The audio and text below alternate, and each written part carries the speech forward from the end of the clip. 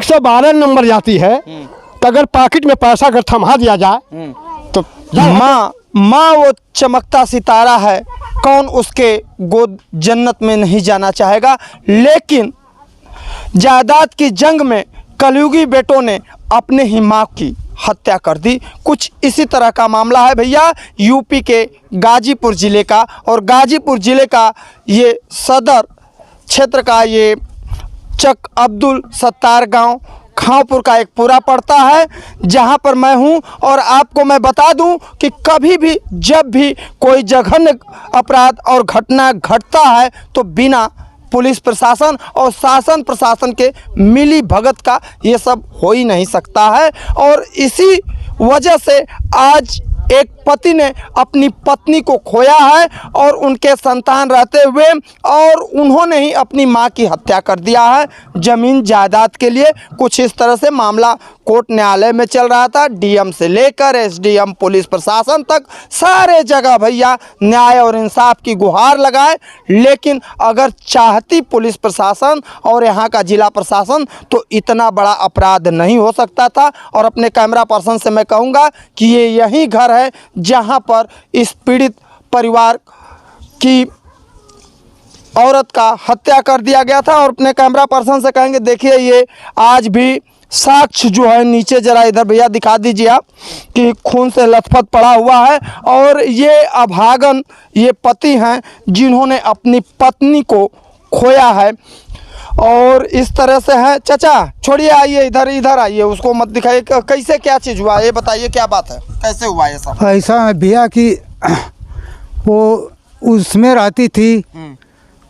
जब हम लोग यहाँ घूर फेंकने लगे तो वो लिया कर और यही घटना कैसे, मतलब कैसे? ये आप ही के लड़के लोग थे जी? क्या जो मारे हैं, क्या नाम है उनका? विजय कुमार। विजय कुमार आपके सगे लड़के हैं जी? कितने लड़के आपके हैं? 4 लड़के। 4 जी। चारों एक ही में रहते थे कि अलग अलग? अलग अलग। कैसे, मतलब कैसे समस्या हुआ, क्या चीज़ हुआ बताइए। ऐसा है कि वो अलग रहता था, इसलिए वो अपना 74 नंबर जो फर्जी था उसमें भी रहने लगा। फर्जी मतलब क्या? फर्जी कैसे, क्या चीज़ फर्जी, क्या चीज़ था वो? कैसी ज़मीन, कहाँ पर? 74 नंबर क्या थी, किसके नाम से वो ज़मीन थी? 74 और 31 नंबर तो उन पिताजी के मरने के बाद दोनों हमारा नाम चढ़ गया। अच्छा, मतलब आपके पिताजी के नाम से 74 नंबर और 31 नंबर ज़मीन थी और उसके बाद आपका नाम चढ़ गया। तो विवाद कैसे हुआ? इसके बाद जब हम अपना एक आदमी का जमानत करने गए तब खतौनी निकलवाए तो पता चला कि वो ज़मीन विजय के नाम से हो गया दोनों। आप ही के लड़के के नाम जी। से? अच्छा, तब हम मुकदमा किए। अच्छा, यानी कुल मिलाकर के जब आपके पिताजी मरे तो उसके बाद आपके नाम से वो ज़मीन चढ़ गई थी। लेकिन बाद में जब आप ज़मीन जब किसी का जमानत कराने के लिए गए हुए थे तो पता चला कि आपके लड़के विजय के नाम से वो ज़मीन हो गई जी। तभी से वो झगड़ा चालू हो गया। नहीं साहब, ये तो हम नहीं चाहते थे, मुकदमा नहीं करना चाहते थे, लेकिन उसके हित ना सब गांव सबको जुटाए। 10-10, 12-12 बेर पंचायत हुआ, फैसला हुआ, लेकिन वो नहीं माना। तब मैंने मुकदमा किया। अच्छा जी। मतलब पहले आप मनाने की कोशिश किए कि मान जाओ और ये सब जो हो गया सो हो गया, आप एक तरफ हो जाओ और हम लोग एक तरफ हो जाएंगे। जब तुमने फर्जी तरीके से चाहे जो भी है करा लिए तो ये तो बिना लेखपाल चाहे तहसील स्तर से ही हुआ होगा। कैसे हुआ था, इसका नाम कैसे चढ़ा? तहसीलदार साहब डीएम लेखपाल ही है ना साहब कैले हुए। इसके बाद एक बार हमारे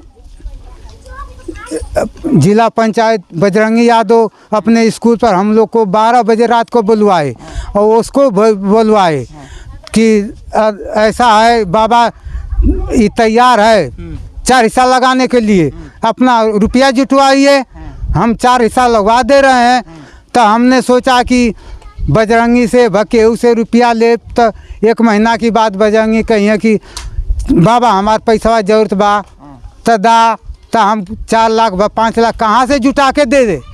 तो मैंने सोचा कि अपना खेत जो है उसको बंधक रख के इन लोग का नाम करवा दें। तो उसके बाद जब सोचा कि पैसा जुटा लिया है बंधक को नक रख के, तो वो कहा कि हम नहीं करेंगे। बजरंगी भी कहे कि बाबा ये ना करे कथो।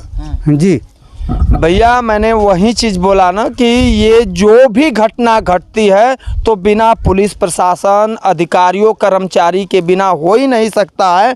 और ये अभागन पति हैं जिन्होंने अपनी पत्नी को खोया है, और इन्होंने मुझे कहने के लिए शर्म आ रही है कि ये उनका बेटा हो सकता है, जिन्होंने अपनी माँ की हत्या कर दी ज़मीन जायदाद के लिए।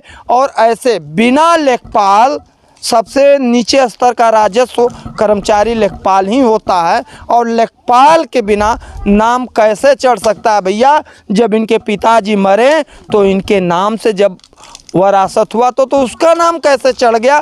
ऐसे होता है कुछ इसी तरह से। मैंने आपको दिखाया भी था आपने पिछले वीडियो में, जिंदा ही अधिवक्ता वकील को लेखपाल मृतक बना करके फर्जी वरासत कर सकता था। तो वैसे ही हत्याएं और ऐसे ही जघन्य घटनाएं होती हैं इन अधिकारियों कर्मचारियों के द्वारा। कि में नाम कैसे चढ़ा? जब न्यायालय में मामला चल रहा हो और ये लोग पुलिस को बुलाते हैं तो पुलिस का चाचा, क्या पुलिस आती थी तो क्या करते थे? क्या नाम है आपका?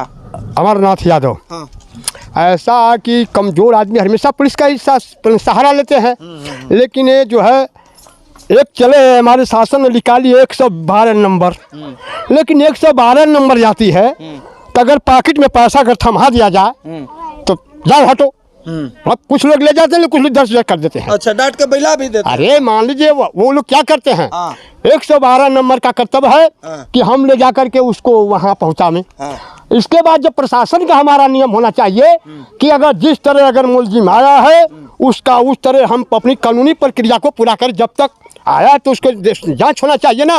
लेकिन ये कोतवाली में जाते हैं, प्रशासन 2 बात सुनती है, इसके बाद जाओ अपने घर, तुम जाओ अपने घर, फिर आकर के लड़ना झगड़ना चालू। अगर प्रशासन का डर भय होता तो लड़ाई झगड़ नहीं होती। क्यों कि ये व्यक्ति, अगर मैं झूठ बोल रहा हूँ तो 112 नंबर खोल कर देख लीजिए कि व्यक्ति कई बार प्रशासन का गुहार किया है।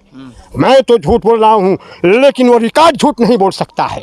दूसरी बात, तीसरी बात, मैं उस लेखपाल की दोषी देता हूँ कि ठीक है तुमने अपने बाबा से 31 नंबर का वसीयतनामा करा लिया, ये सत्य है। लेकिन जब शंभू के नाम से खतौनी दोनों चढ़ गई, तुमने अपना लेखपाल से मिल करके 31 नंबर का वसीयतनामा कराया था। और लेखपाल साहब को देखना चाहिए कि कागज तुम्हारा कौन कौन है, 74 का है कि 31 नंबर का है। तो लेखपाल साहब 31 नंबर का तो इसका था वसीयतनामा, लेकिन जब उनकी टेट में पैसा गया तो 74 नंबर को भी विजय के नाम से वसीयतनामा करा दिया। अच्छा, मतलब बाबा तो जो मान लीजिए किए ही थे। हाँ। लेकिन जब लेखपाल ने पैसा ले करके हाँ। विजय के नाम से 74 नंबर का भी वसीयतनामा करा दिया इनके जीते जीते। ये पता नहीं, इसको सूचना नहीं दिया लेखपाल साहब। हाँ। कि ये एक ऐसा मामला है, सूचना तो देना चाहिए ना कि तुम्हारी खतौनी काटी जा रही है, क्या इस पर सत्य है असत्य है, क्या बात है, सहमत हो नहीं सहमत हो। लेकिन लेखपाल साहब की तो पॉकेट गर्म हो गई, वो जाओ जा रहे पैसा मिल गया वो व्यक्ति का। अच्छा, इसके बाद जब व्यक्ति मुकदमा किए तो मुकदमा के दौरान ठीक है, जब मामला कसौटी पर आया तो नायब और तहसीलदार लोग कहा कि भाई ये 31 नंबर 74 नंबर तो गलत तरीका से चढ़ गया है, इसको मतलब हटाया जाए। जब मुकदमा के दौरान आया तब तो इसके बाद 2 लोग अधिकारी बेचारे कर दिए। इसके बाद अभी आज तक एसडीएम साहब भी उसको नहीं सही किए कि ठीक है अगर जो गलत है उसको सही कर दिया जाए। ये बेचारे अपने बच्चों की एक रोटी काट करके सुबह कचहरी जाते कि आज हमारे एसडीएम साहब नौमा कर देंगे, लेकिन कहाँ एसडीएम साहब को मौका है, अपनी तनख्वाह एसडीएम साहब पा गए, उनका तो पेट भर गया, क्या जाने उनको मौका कहाँ है। ये बताइए कि 13 बजे तक किसी का नाम नहीं चढ़े, आज बताइए कि सन 13 से लेकर 27 बजे तक उसकी खतौनी को व्यक्ति को लटकाया गया है। और मैंने उसको समझाया विजय को कि विजय जी देखिए अपने पिताजी को मारिए पीटिए मत। ऐसा है कि 31 नंबर का हमने वसीयतनामा कराया है, इनको भी मारता पीटता, बिल्कुल मारे पीटे हैं। 3 गो एफआईआर है, सुनिए 1 मिनट, 3 एफआईआर है इसके विजय के नाम से। 2020 में मारा पीटा था विजय ने, उसका एफआईआर आज तक उसका भी नहीं जमानत कराया। इसके बाद फिर व्यक्ति को 2022 में अगस्त महीना में मारा है, जो कि 308 का मुलजिम है, उसका भी आज तक प्रशासन कोई निर्णय लिया नहीं लिया, निर्णय छोड़ दिया। इसके बाद कई बार प्रशासन को इसने बेचारा दरखास्त दिया। इसके बाद 74 नंबर में कहा कि ऐसा है कि भैया तुम्हारे 74 नंबर में मत कुछ करो, लेकिन कहा कि जब तक तुम्हारे घर से नहीं हटोगे मैं करूँगा, और जोर जबरदस्ती की चलती देखिए जाके हैंड पाइप गड़वाया है। इसका भी प्रशासन को कुछ सूचना दिया बेचारे के साथ, हमारे 74 में हैंड पाइप गड़वाया, लेकिन प्रशासन कहाँ इसकी सुनवाई करती है? गरीब की सुनवाई नहीं है, ये तो ठकोसला है। भैया देखिए मैं वहीं कह रहा था, और इस राम राज्य में देखिए यही घर है। अपने कैमरा पर्सन से कहेंगे भैया जरा इस घर को पूरा दिखा दो। आज ये बाप जो है, अभागन बाप और अभागन पति जो है, अपनी पत्नी को खो चुका है, और इस तरह से इसका लड़का जो है अपनी ही माँ का हत्या कर दिया। ये राम राज्य में किस प्रकार से कानून का जो डर, जब इन्होंने पुलिस प्रशासन को बुलाया, 100 दफ़ा फ़ोन किया, उसके ऊपर FIR दर्ज था, हर चीज़ था, तो आखिर में उसकी गिरफ्तारी क्यों नहीं हुई और वो जेल क्यों नहीं गया? यही सब कारणों के वजह से उसका मनोबल ऊंचा रहा और आकर के उसने अपनी माँ का ही जमीन जायदाद के लिए हत्या कर दिया। ये सब है भैया रामराज, और बिना शासन प्रशासन के मिली भगत का। अगर जिस दिन शासन प्रशासन अगर इस तरह से एक्टिव अगर हो जाएगा तो ऐसे जघन्य अपराध नहीं हो सकते हैं। लेकिन क्या कहा जाए, और इस घोर कलयुग में अब वो कैसे समाज में मुंह दिखाएगा, ये पूरे मानवता को शर्मसार करने वाली बात है।